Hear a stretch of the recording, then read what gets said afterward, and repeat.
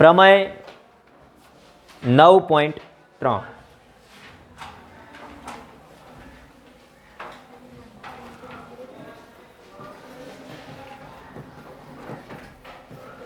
9.3 એક વિધાન આપ્યું છે કે વર્તુળના કેન્દ્રમાંથી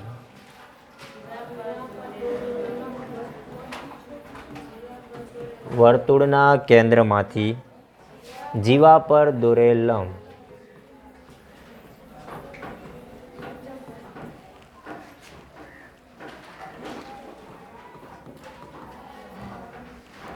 જીવાને દુભાગે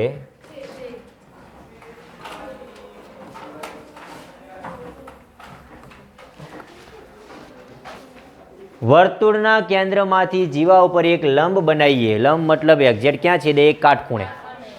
તો એ જીવાને બે સરખા ભાગમાં વિભાજિત કરે છે. દુભાગવું મતલબ બે સરખા ભાગમાં વિભાજિત કરવું. દાખલા તરીકે આપણા પાસે એક વર્તુળ છે, અહીંયા વર્તુળનું કેન્દ્ર છે અને એક જીવા દોરું છું. શું બનાવું છે? એક જીવા AB.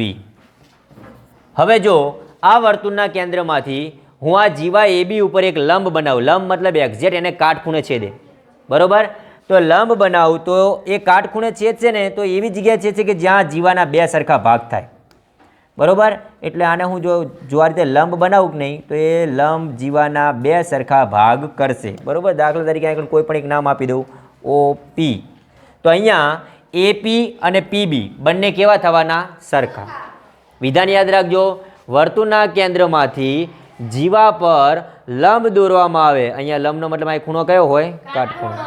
લંબ દોરવામાં આવે તો તે જીવાને એટલે કે AB ને દુભાગે છે બે ભાગમાં. દુભાગવું મતલબ બે સરખા ભાગ કરવા, બરોબર? બે સરખા ભાગ કરે છે. હવે આ હતો 9.3, પણ આનો પ્રતિપ્રમેય બીજો એક પ્રમેય દર્શાવે છે 9.4.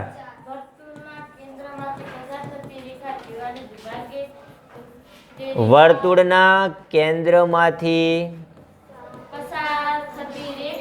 પસાર થતી રેખા જીવાને દુભાગે તો તે રેખા જીવાનો લંબ છે, બરોબર? ધ્યાન આપજો. પ્રતિપ્રમેય થયો નાનો. અહીંયા તમને એમ કીધું કે જો કેન્દ્રમાંથી લંબ દોરો તો જીવાને દુભાગે, પણ જો રેખા જીવાને દુભાગે તો એ જીવા સાથે શું બનાવે છે? લંબ બનાવે છે. એ ઉલટો પ્રમેય થઈ ગયો, બરોબર? પ્રતિપ્રમેય દર્શાવે છે. તો અહીંયા એ પ્રમેય પ્રમાણે આપણે લખીએ. ચલો, તો એ પ્રમેય પ્રમાણે કઈ રીતે થશે? બીજા પ્રમેય પ્રમાણે ફરીથી આકૃતિ બનાવું. સૌ પ્રથમ જોઈએ તો પહેલા એક વર્તુળ લઈએ,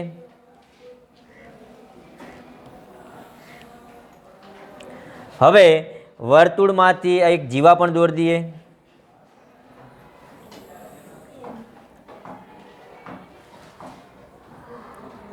સીધી રેખા દેખાય છે ને ભાઈ તમને? ત્રાસી નથી દેખાતી ને? ઓકે. આ જીવા દોરી છે અને એક વર્તુળના કેન્દ્રમાંથી તમને શું કીધું? કેન્દ્રમાંથી પસાર થતી રેખા જીવાને દુભાગે છે. ધારો કે આના બે સરખા ભાગ કરે છે. બે સરખા ભાગ હું એમ કહું કે અહીંયાથી થતા છે, બરોબર? આ એક પોઈન્ટથી થતા છે. તો હું એક રેખા લઉં અને એ રેખા એક્ઝેક્ટ આના બે સરખા ભાગ કરશે. સમજ્યા? અને એ પાછી વર્તુળના કેન્દ્રમાંથી પસાર થતી હશે. ક્યાંથી પસાર થતી હશે? વર્તુળના કેન્દ્રમાંથી પસાર થતી રેખા જો જીવાને દુભાગે, આ બે લીટા બનાવ્યા એનો મતલબ શું થઈ ગયો? બે સરખા ભાગ કરે છે, બરોબર? દુભાગે તો તે રેખા જીવાને લંબ હશે. આપણે એ સાબિત કરશું. દુભાગે છે એવું આપી દીધું છે પક્ષમાં, બે સરખા ભાગ કરે છે મતલબ AP બરાબર PB છે એવું રકમમાં આપી દીધું છે. તમારે સાબિત શું કરવાનું ખબર છે?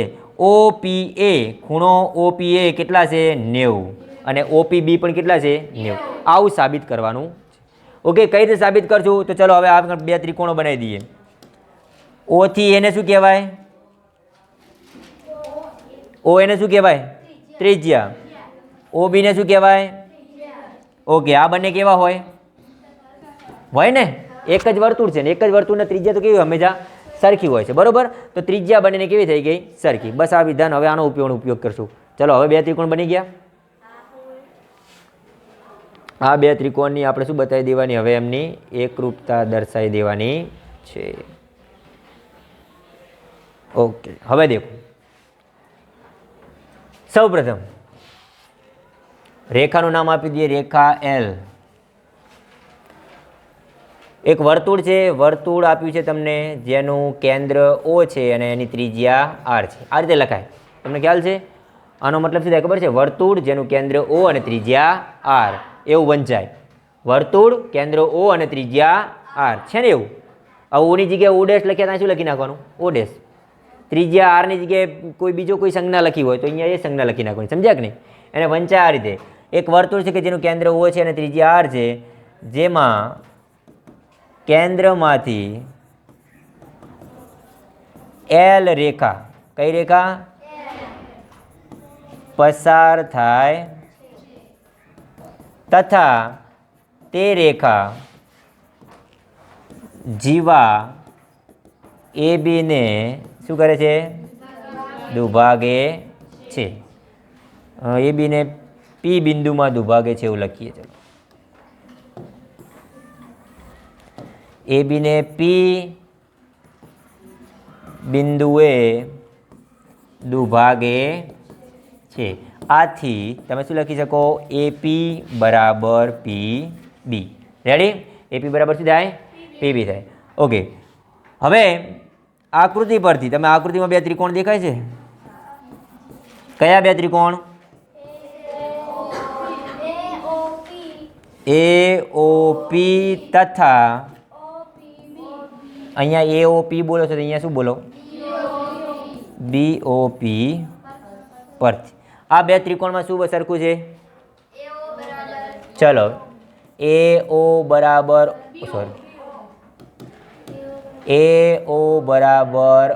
BO. વર્તુળની ત્રિજ્યા એક જ વર્તુળની છે ને એટલે સરખી હોય. બીજું OP ત્રિજ્યા નથી. ત્રિજ્યા કોને કહેવાય? આ P બિંદુ છે કે અહીંયા હોત ને તો આ ત્રિજ્યા થત. વર્તુળ ઉપર હોત તો થત ને. આ ક્યાં વર્તુળ ઉપર છે? અચ્છા, તમે શું કહો છો? પરથી ગયો. OP બરાબર OP એમ કહો છો તો સાચા તમે. OP બરાબર OP કારણ સામાન્ય. સરસ હો, મારી સમજણ ભૂલ. ત્રીજો AP બરાબર BP. આ કારણ શું કહેશું? પક્ષ પરથી, કેમ કે પક્ષમાં તમને કીધું છે. ઓકે, તો ત્રણ બાજુ સરખી થઈ ગઈ. આથી કઈ શરત આવશે? બાજુ બાજુ બાજુ શરત પરથી શું કહેશો તમે? ત્રિકોણ AOP એકરૂપ છે ત્રિકોણ BOP. તમારે શું સાબિત કરવાનું છે? OPA અને OPB એ બે સરખા થાય? થાય કે ના થાય? આથી ખૂણો OPA અથવા APO ગમે તે નામ આપીએ, બરોબર, બરાબર શું થાય? OPB. કેમ? કેમ કે એકરૂપ ત્રિકોણના